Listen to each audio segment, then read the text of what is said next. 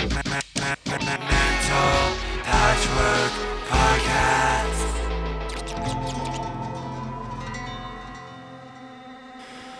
Okay, this is extra crazy because I just went to turn on the iPad so I have some music to listen to in the background.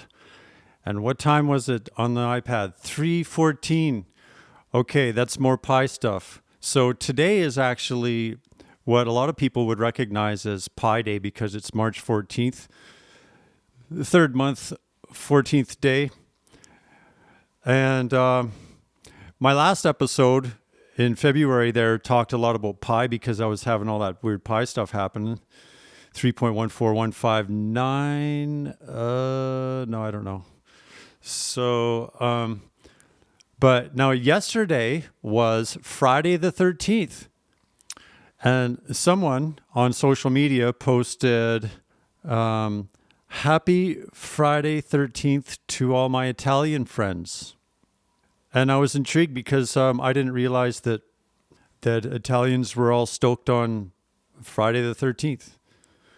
So I asked ChatGPT, do Italians like Friday the 13th? Here's the response. In Italy, the unlucky day is not Friday the 13th. Instead, the traditional unlucky day is Friday the 17th. Why 17 instead of 13? Because Roman numerals 17 is written XVII. And if you rearrange that, you can make it VIXI. And in Latin, VIXI, I don't know how to say that. I should look that up. But I'm going to say it wrong. VIXI means I have lived, implying my life is over. Because of this association with death, 17 became the unlucky number in Italian culture. Some Italian hotels skip room 17. Some airlines omit row 17. The unlucky day is Friday the 17th. So yesterday was Friday the 13th. Today's Pi Day, March 14th. Yeah. Interestingly, 13 is often considered lucky in Italian culture, especially in gambling and sports contexts. Okay. And then GPT says, if you want, I can also explain a very strange Italian lottery superstition involving 17 and dreams that comes from the Smorfia tradition. I'm probably not saying that right. Smorfia. It's a fascinating mix of folklore and mathematics. I like when ChatGPT offers these extra little bonus things. And then I say, yes, please. And it tells me.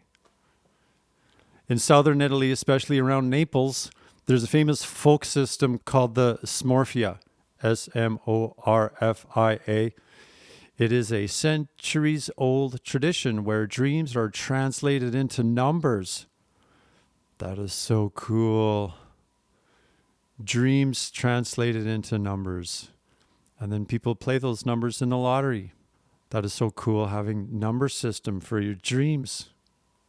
Each number from 1 to 90 corresponds to a symbol, event, or a person that might appear in a dream. Examples from the Smorfia.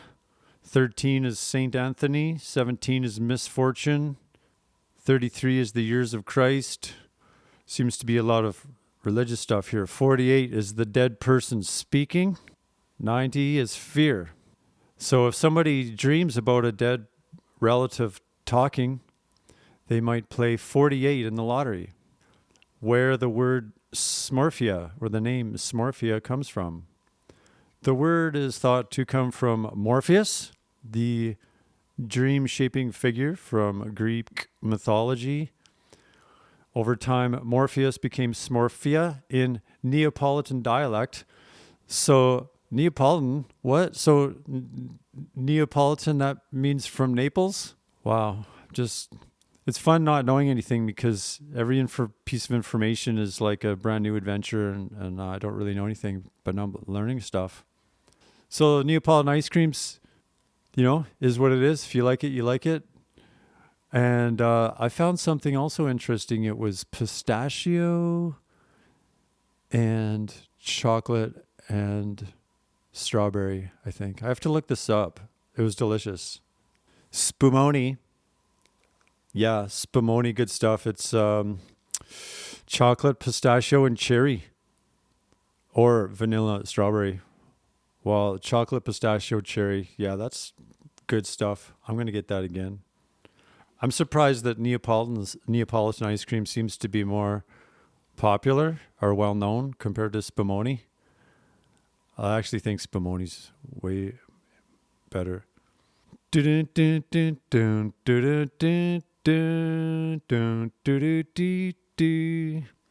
A funny cultural detail.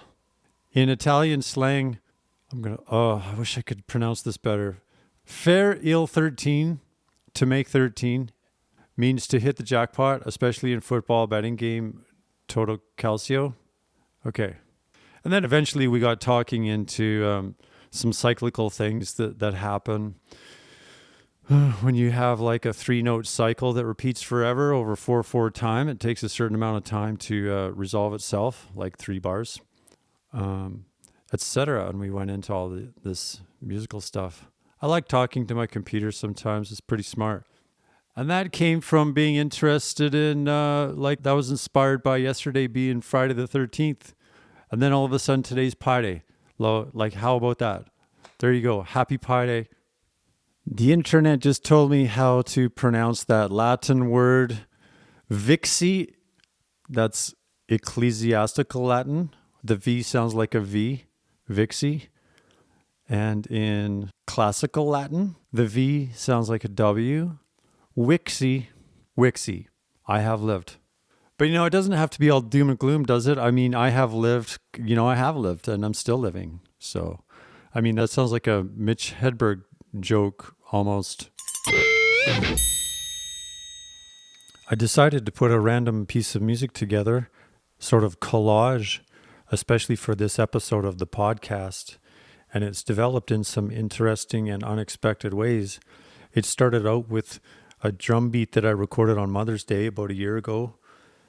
And then I added a bass line that's kind of like randomly generated. And there's also clarinet, or maybe xaphoon, Xaphoon. I can't tell the difference, but it's one of those things. And what else did I do? There's a little bit of guitar, but mostly like no guitar. Oh yeah, and I was singing along with the train from underneath the train bridge. And then my friend Adam told me that he can sing, like he was surprised to sort of randomly find out that he can sing opera. And so I was like, hey, well, why don't you send me something? And I'll put it in this song that I'm making. And so here's a song made especially for this podcast. It's called To Sing on Command by Lex Plexus, featuring Adam MacKay-Smith. Why must I sing?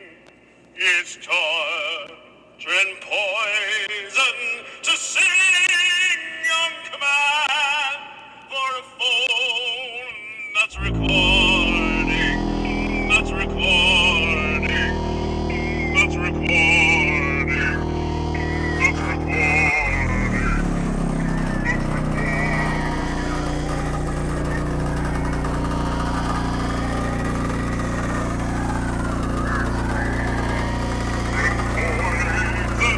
To sing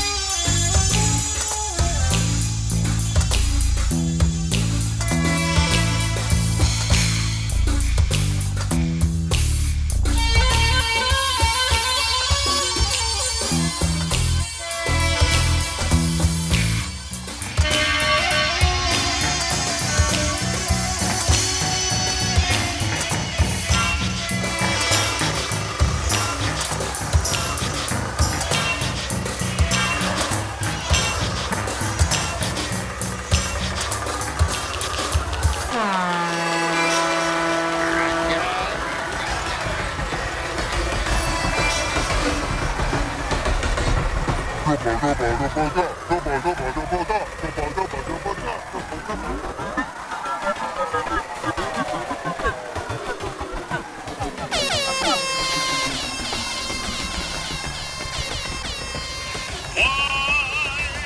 I sing? It's torture and poison to sing on command for a phone that's recording. Why?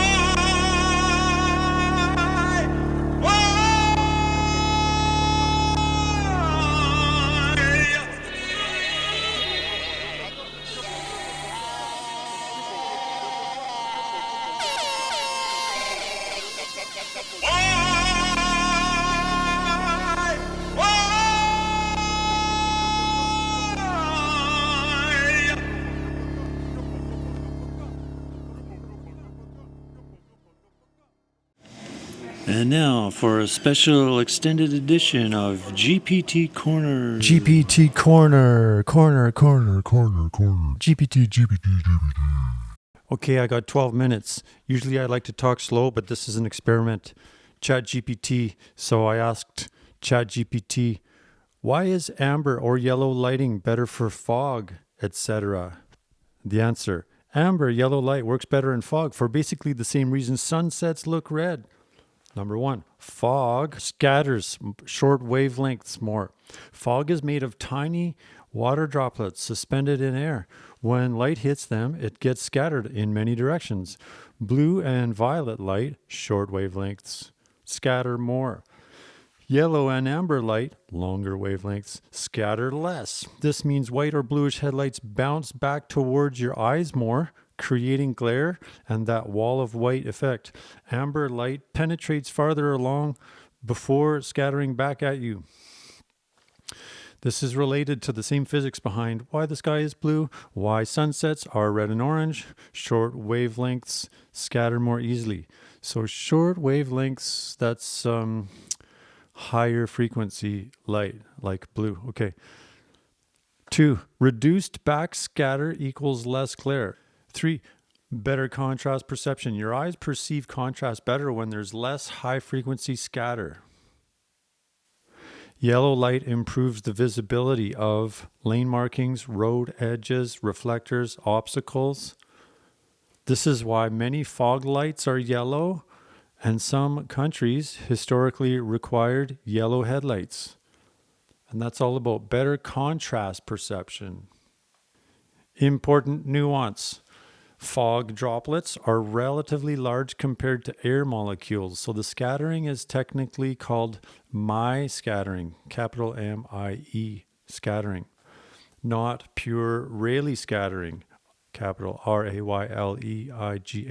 If you'd like, I can explain why blah, blah, blah. And I'm like, no, I'm like, Mie versus Rayleigh, question mark. And then GPT's like, Rayleigh scattering and Mie scattering, maybe it's pronounced me, I don't know, are two different physical regimes describing how light scatters from particles. The key difference is particle size relative to the wavelength of light. Okay, 2 different categories. Number 1, Rayleigh scattering, very small particles. So when the particles are much smaller than the wavelength of light, for example, air molecules, which are nitrogen and oxygen, and very tiny particles in the atmosphere, and the visible light wavelength is from 400 to 700 nanometers, and the air molecules are only 0.1 nanometers. So molecules are thousands of times smaller than the wavelength. That's in the Rayleigh regime, okay? So what happens in the Rayleigh regime? Main properties. Scattering strength is proportional to 1 over the wavelength to the power of 4. Check. Is this thing working? Yeah, it is. Okay. And short wavelengths scatter much more, okay? That's significant. So in the Rayleigh regime, when the particles are small, the short wavelengths scatter much more. Example, color blue, 450 nanometers. The relative scattering is about 10 times more than red. Okay? This explains blue sky and red sunsets.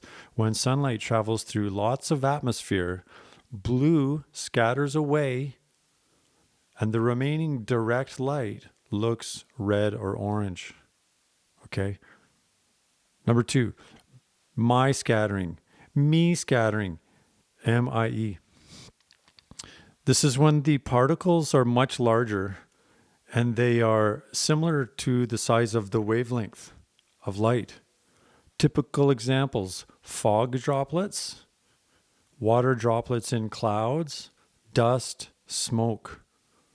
So a fog droplet size is from about 5 micrometers up to 20 micrometers. And visible light is about half of a micrometer. So fog droplets are about 10 times larger than the wavelength. So the scattering is much less dependent on wavelength. All the colors scatter more similarly. This is why fog looks white rather than blue. Okay. Fog looks white, not blue. That's because it's this different type of scattering. Okay. Why amber still helps in fog. Even though my scattering affects all wavelengths fairly similarly, like in fog, shorter wavelengths still scatter slightly more. So therefore, blue light creates more glare and veiling brightness. Veiling brightness. Yeah, and I said, this reminds me of how bass frequencies are more omnidirectional and can penetrate walls, whereas higher frequencies, like treble frequencies, get bounced around more. And GPT says, yes, that's actually a very good analogy. Well, thank you. The physics is closely related because both involve wave interaction with objects relative to wavelength. Wavelength is the key idea. Both light and sound behave differently depending on how their wavelength compares to the size of obstacles. Okay, so sound wavelengths are enormous compared to light wavelengths. It gives some examples of wavelengths. Blue light is 450 nanometers. Red light is 650 nanometers. A bass sound of 50 hertz is about 6.8 meters. Mid-range of like vocal range, 1 kilohertz, that's about 34 centimeters wavelength. Treble frequencies are more like 3.4 centimeter wavelength. I'm surprised those wavelengths are so long. If the wavelength is bigger than the obstacle, like a wall, it tends to bend around it. So a base wavelength is about 7 meters. That's friggin' huge. A wall thickness is only like 0.2 meters. The wall is relatively small compared to the wavelength, so the base energy wraps around and transmits through structures more easily. The result, bass penetrates walls. When the wavelength is much smaller than objects, waves tend to reflect, scatter, and form shadows. Whoa, sound shadows, that's neat. Shadows of sound? That's awesome. It tells me some other stuff. Offers a new angle, which I like so much. This is what it says to me. If you'd like, I can also show you a beautiful crossover point where sound starts becoming directional between 700 and 1500 hertz, which corresponds almost exactly to the frequencies where human hearing evolved to localize sound best. It's a really elegant piece of acoustical physics, and I'm like, yes, please. So ChatGPT says there's a really elegant reason why human sound localization suddenly becomes good in the mid-range around 700 to 1500 hertz. It comes directly from the relationship between wavelength and head size. So localization is being able to tell if it's left to right or far away, being able to hear the position. Kind of like that sound visualizer in Fortnite, but except it's just your ears. So, number 1, your head becomes an acoustic obstacle. The average human head is about 18 centimeters wide. Now compare that with sound wavelengths. 100 hertz is 3.4 meters. Way up higher, 3000 hertz is about 11 centimeters. Okay. Below 700 hertz, the wavelength is much larger than your head, so the sound bends around it easily. Okay. The result, both ears receive almost the same signal. This is for low frequencies. And there's very little shadowing. It's saying very little shadowing. So both ears get to hear the sound, and therefore it's hard to determine the direction in those frequency ranges. Okay. At low frequencies, there's something called arrival time differences or interaural time difference, ITD. Your auditory system can detect differences as small as about 10 microseconds. So it's 12:01. No, that clock's wrong. Oh, no, it's 12 o'clock. So I want it to be done by 12, but I'm just going to keep going as fast as I can, see how far I get. Number 3, interaural level difference. At higher frequencies, your head begins to block sound, creating a sound shadow. For example, a 5,000 hertz wave has a wavelength of only 6.8 centimeters. Now your head is larger than the wavelength, so it blocks part of the wave. The result, one ear receives quieter sound, right? That's if the sound is over on one side, okay, of you. And the brain uses the level difference to determine where the sound is, okay?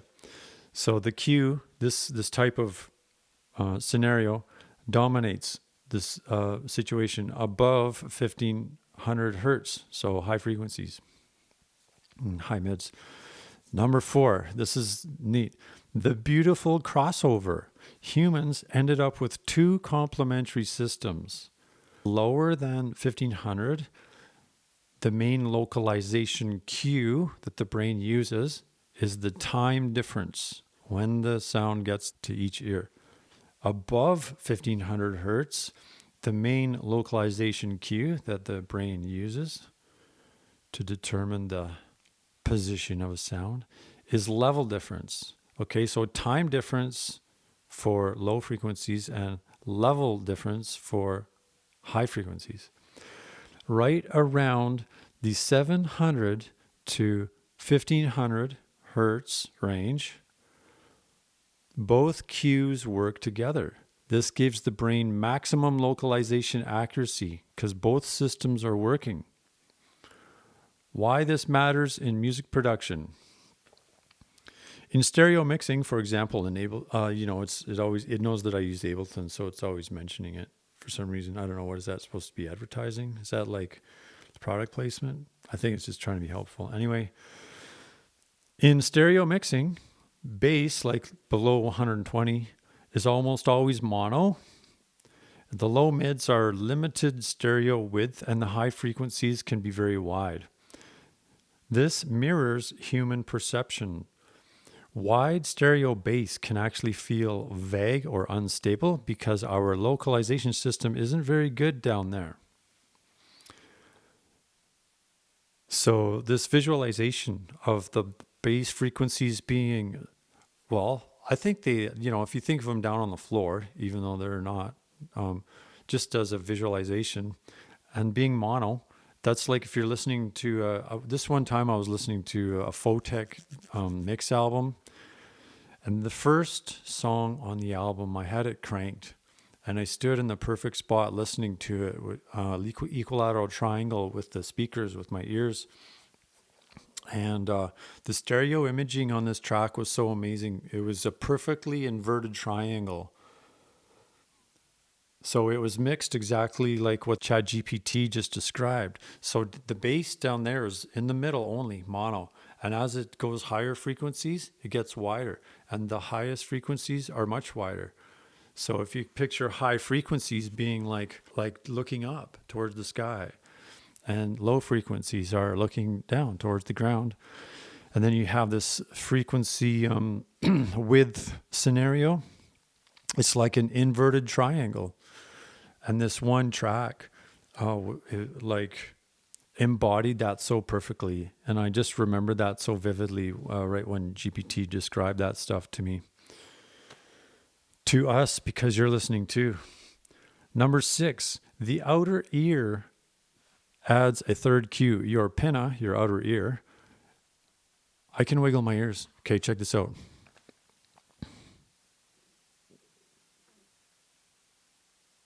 I just wiggled my ears. Okay, so the shape of your earlobes, it creates frequency notches roughly around 4 to 12 kilohertz, multiple notches. Your brain learns these patterns and uses them to determine height of a sound and the front back of a sound if something is behind you. This is why headphones can struggle to reproduce realistic vertical imaging unless special HRTF processing is used. Okay, kind of losing me a bit. Anyway, that's kind of neat.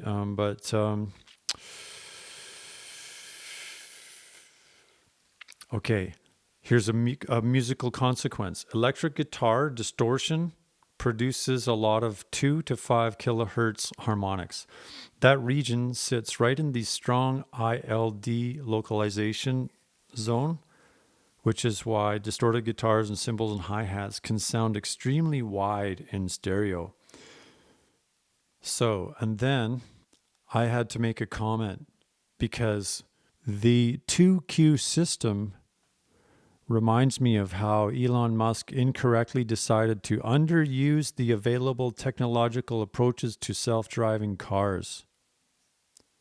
Okay, so then ChatGPT says this. That's actually a very apt analogy. Thank you. In both cases, you're talking about whether to rely on one sensing method or combine multiple complementary cues. In human hearing, evolution ended up using 2 different localization strategies because each one works best in a different regime. Neither method alone works well across the whole spectrum, but together they cover the full range. In autonomous driving, there has been a long-running design debate. Sensor fusion, which is use many sensor types together, or vision dominant, primarily use cameras and AI. Well, according to me, you should use sensor fusion. You should use all of it. Companies like Waymo, Cruise, and most robotic groups use sensor fusion, which includes cameras, LiDAR, which is precise 3D distance mapping, radar, excellent for velocity in bad weather, and ultrasonic sensors. The philosophy is similar to biological perception. Different sensors solve different failure modes. Well, I like these technical terms like failure modes. Sometimes GPT kind of makes its own terminology, but and then sometimes I'll ask and it's like, no, that's a real term. So the approach taken by Tesla was their current full self-driving architecture emphasizes cameras, and they have removed radar and LiDAR in recent designs. The argument Musk has made is that humans drive using vision, therefore vision and AI should eventually be sufficient. Well, actually, humans don't just drive using their vision. They also use their sense of gravity. They feel the G-forces of the vehicle. When you steer, you can feel the forces on you. You become connected to the car. And you also use your ears, probably, maybe. Even this is a little bit different, but as a pedestrian, my ears have saved me from bad drivers just as many times as my eyes. So I think he's underestimating the situation when he says that. Supposedly, he says that humans drive using vision. That's oversimplification, in my opinion. Critics say that this is risky because each sensing technology handles different edge cases. Example, cameras good at object recognition, color, text, and traffic lights. LiDAR, precise 3D geometry. Radar detects objects through fog, dust, and rain. Like, hello, how could you not want that? All right. It goes on to say more things that I don't care about right now. Okay, so I had a question because it said interoral time difference. I remembered by a different name, but it turns out it's 2 different things. So I asked, ITD is also known as Haas effect, HAAS. And ChatGPT told me, no, they're related, but not the same thing. ITD is a biological localization cue, Okay, but the Haas effect, also known as the precedence effect, is a perceptual phenomenon involving reflections. If two copies of a sound arrive within 1 to 35 milliseconds of each other, okay, so yeah, that's a different time range from ITD is only 0.6 milliseconds. The Haas effect is more than 1 millisecond, like 1 to 35 milliseconds. Then your brain hears one sound, but it localizes it towards the earliest arrival. Like, to me, that just seems like almost exactly the same as ITD. Like, the later sound is perceived as ambience or room reflection, not a separate event. Okay, well, that part's different. Yeah, no, that makes sense. Okay, sort of. Why the Haas effect, is it Haas? Haas effect matters in music production. Engineers, oh, that's so nice to call us engineers, audio engineers. That makes me want to design a bridge that reacts to sound and wobbles back and forth. Engineers often use Haas delays to create stereo width. By the way, this can be a really bad idea, but because there can be phase cancellation when you sum it to mono. But anyway, the example trick, left channel is the original signal, and the right channel is about 10 or 20 milliseconds after. The result is the sound appears wider, but it's still perceived as one sound. This exploits the same brain mechanism that prevents echoes from confusing us in real rooms. Okay, that's mysterious. Well, it gets into some other stuff that I don't care about right now. This is one of my favorite things ever, and I'm glad I'm talking about it right now. It goes like this. I said to ChatGPT, I've noticed that the brain has a built-in dynamic compressor. Case in point, if a steady background white noise, such as traffic or a waterfall, is audible, and then a sudden, loud transient, such as a gunshot or explosion, sound comes along, it will cause a compression reaction, which not only limits the sound of the explosion, but also pushes the white noise element quieter along with it. A release time is also audible. In other words, the white noise rises back to its original volume over about 100 milliseconds, guessing from memory, after the explosion transient has suddenly ended. This is first-hand observation from life experience. Thoughts? So then ChatGPT says, your observation is very perceptive. Aw, thanks. What you're hearing is real, but it's produced by several mechanisms in the auditory system working together rather than a single compressor. The closest scientific description involves automatic gain control and neural adaptation in hearing. So I'm just totally trusting ChatGPT is telling me real information. What if it's just making it up? Well, it makes perfect sense. Okay, here we go.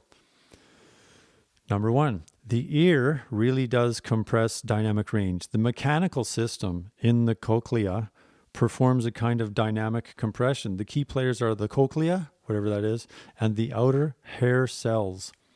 The outer hair cells actively amplify quiet sounds, but reduce amplification when the sounds are loud. This produces nonlinear compression. Quiet sounds are strongly amplified and loud sounds are less amplification. The effect reduces the enormous physical dynamic range of sound, like 120 decibels, into something the nervous system can encode. 2. Auditory neurons. The everything ducks effect you noticed. Okay, it used the word duck, right? So ducking is like the thing I described in my question, but another way to think of ducking is it's also called sidechain compression. But you know who calls it ducking is radio DJs. When they talk, the background music will automatically turn down so that you can hear them talk. And then when they stop talking, the music turns itself back up again. That's called ducking. So ChatGPT says the phenomenon where a loud transient makes background noise seem quieter is related to auditory masking, especially a subtype called forward masking. Here's the sequence of events. Number 1, continuous noise, like the traffic or the waterfall. Number 2, the loud transient, like the gunshot. Guns are scary. How about like a big hammer hitting something? Okay. Oh, that's scary too, though. Number 3, the background briefly seems quieter.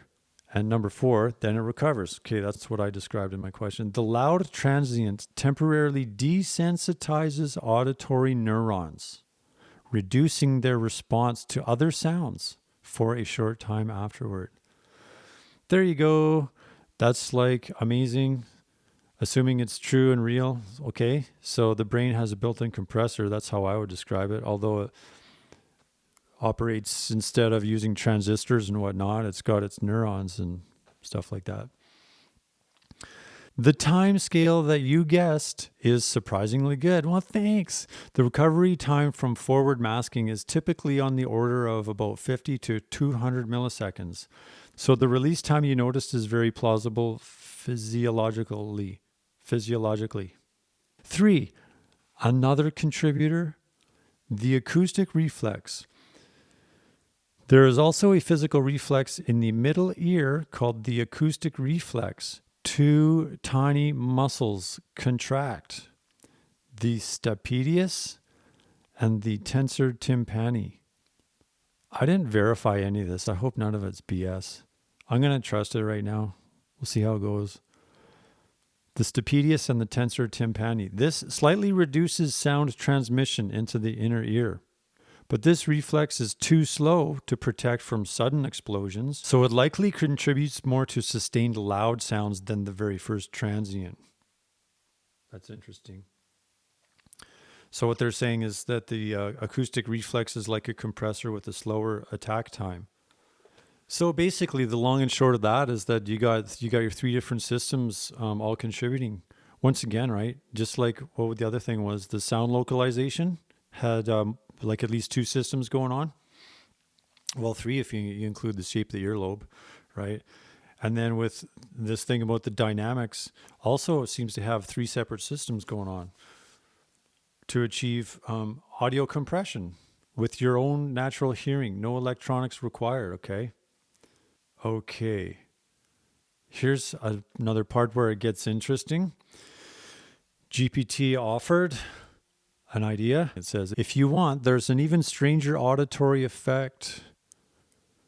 It's called the temporal masking illusion, and it's one of the weirdest timing tricks in human perception. And then I said, huh? And GPT says, yeah. The key idea is that the brain doesn't report sound to consciousness instantly. Instead, it analyzes a short time window of incoming sound before deciding what you heard. That is wild. This leads to 2 related phenomena. 1, backward masking. A loud sound that occurs after a quiet sound can make the earlier quiet sound disappear. For example, a very quiet click, and then about 10 to 20 milliseconds later, a loud noise burst. People often fail to hear the click at all, even though it was first.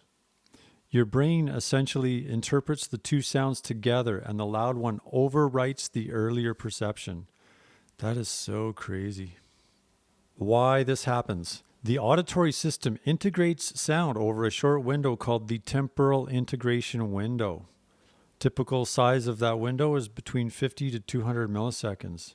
During that time, the brain is still assembling the percept of what happened. So when the loud sound arrives, it changes how the earlier sound is interpreted. Your conscious perception is slightly post-processed. Why evolution might have done this to our systems. The system favors salient events. What does salient mean? Salient refers to something prominent, noticeable, or critically important.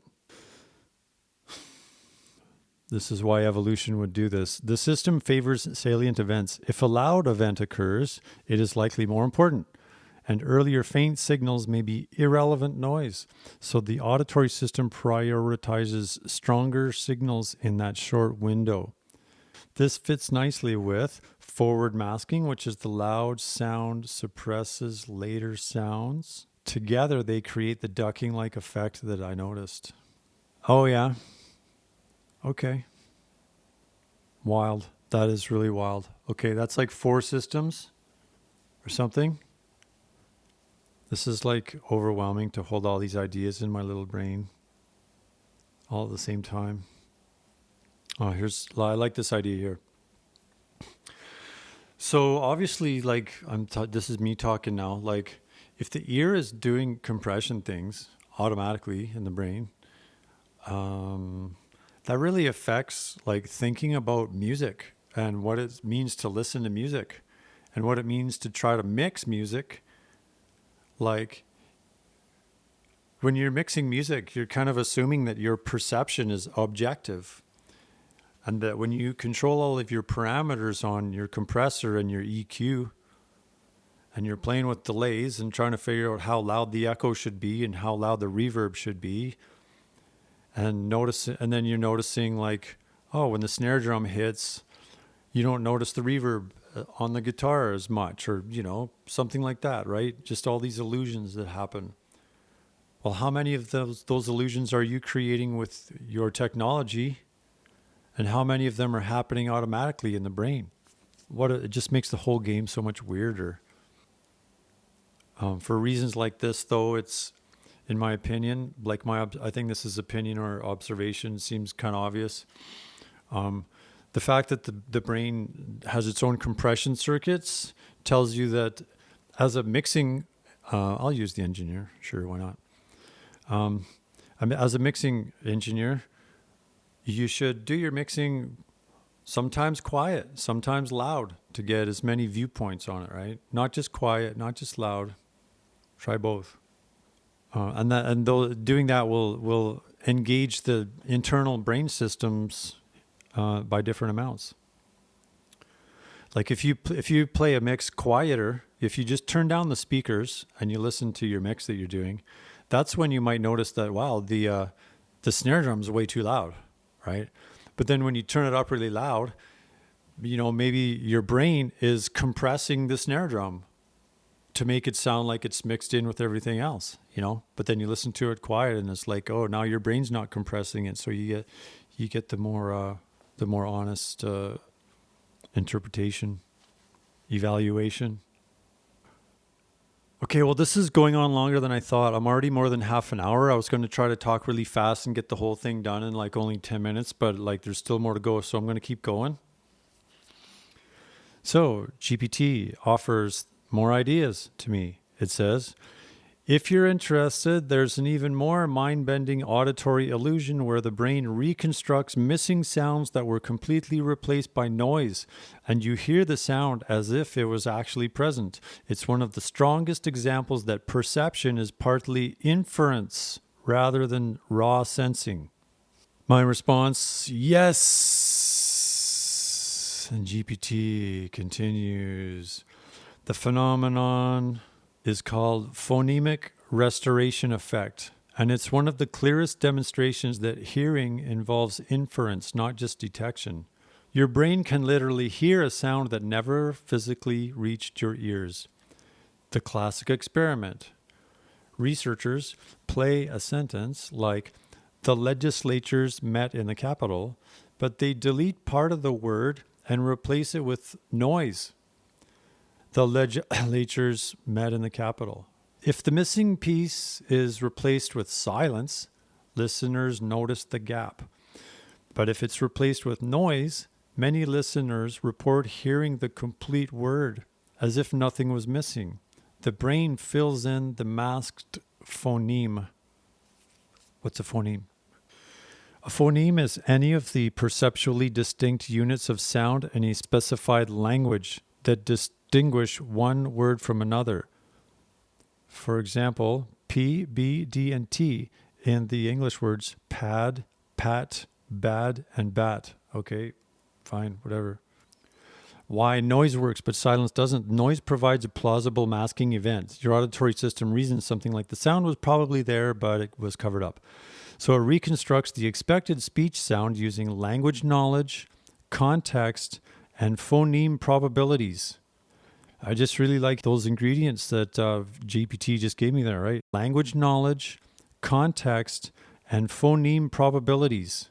So if you're trying to program something like this, imagine trying to program a brain with Python, and you wanted to program the system. What's this system called? Phonemic restoration. The illusion can be extremely convincing. Even when people are told the sound is missing, they still often hear the restored phoneme. It also works with musical tones. This is called the auditory continuity illusion. Why the brain evolved this. In nature, sounds are frequently occluded by other sounds. What does occluded mean? Occluded means blocked off or obstructed. Okay, so in nature, sounds are frequently occluded by other sounds, wind, waterfalls, other animals, machinery. If the brain doesn't reconstruct masked sounds, we would constantly lose information. So the auditory system assumes if the sound could have continued, it probably did. This ties back to my compressor observation. The auditory system combines forward masking, backward masking, and restoration mechanisms. Together, they create a perception that is very different from the raw waveform. Your brain is effectively doing compression, noise reduction, interpolation, and pattern recognition, all in real time. I'm just remembering some kind of quote or sentiment from a scientist, somebody. It goes something like this. When I started learning about science, I became an atheist. But the more I learned about science, the more I started to believe in God. Like, who designed all this stuff? You know, did the universe design itself, or was there a God who designed it all? I don't know. A fascinating implication for music. Okay, in music production, you can often remove elements from a mix, and listeners won't notice if other sounds plausibly mask them. Mix engineers sometimes exploit this. Parts can be quieter than expected. The brain fills in the structure. This is why dense arrangements can still feel complete. Okay, so then GPT offers me an idea. One of the most astonishing auditory illusions goes even further. There's a tone sequence where one note is physically higher than another, yet almost everyone hears the opposite. It's a famous pitch illusion that even professional musicians fall for. And then I said, before you tell me that one, I have to tell you this one. This is something I learned, I think I learned it in the book,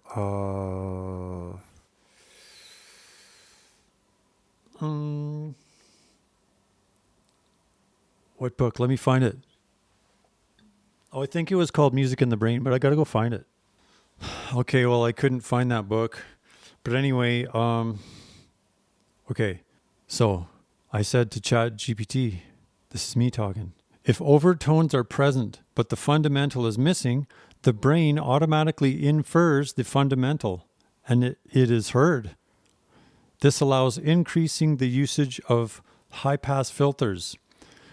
GPT says, exactly, you're describing the missing fundamental phenomenon, one of the clearest examples that the brain doesn't just passively hear frequencies, it actively reconstructs pitch. How it works. Suppose you have a harmonic series that has the frequencies 200 hertz, 300, 400, 500. Notice the fundamental 100 is missing.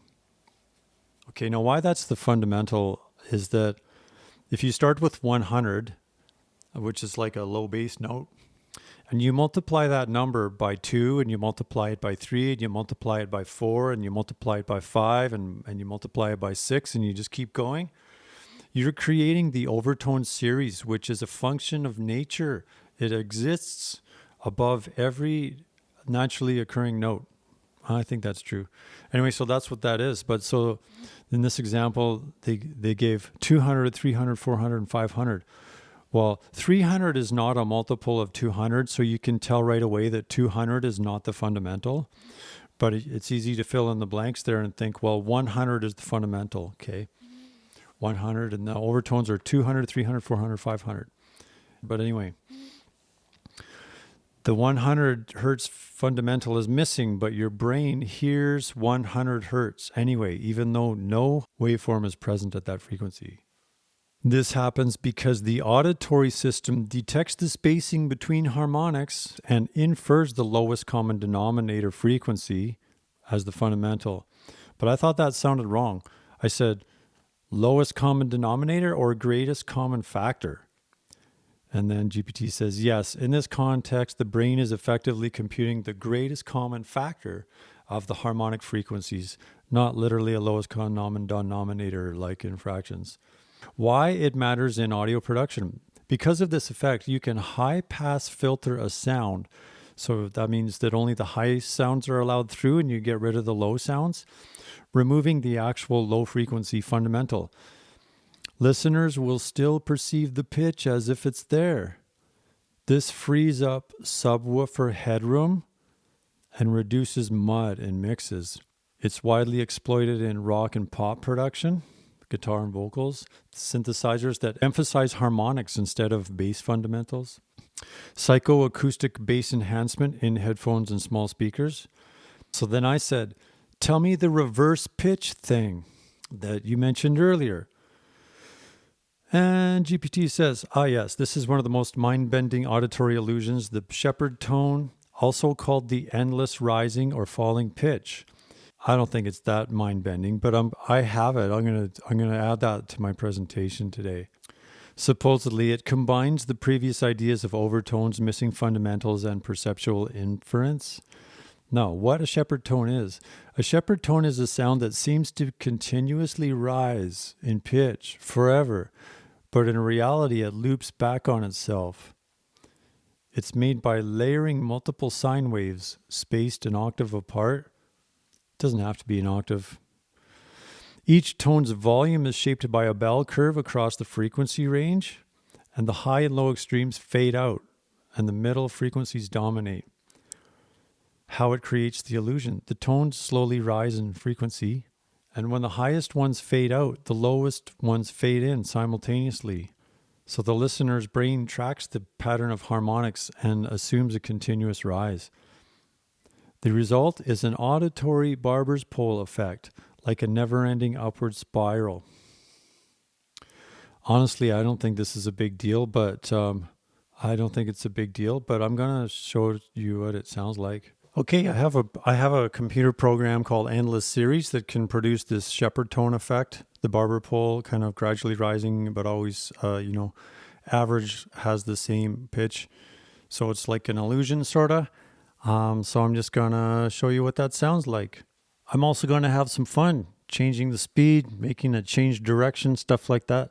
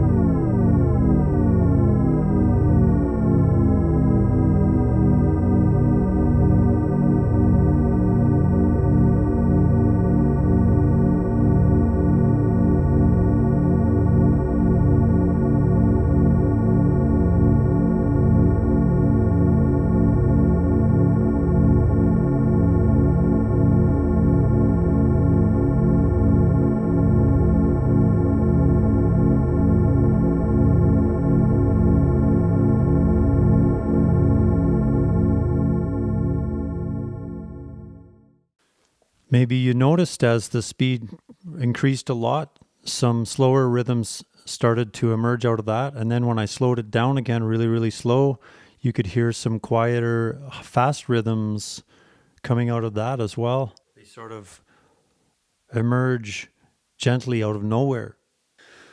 Well, my little rant was only supposed to be 10 minutes, and it ended up being more like an hour and 20 minutes.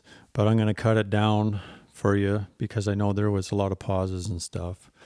I hope you enjoyed some of that information. I thought it was awesome. That's why I bothered to do this at all.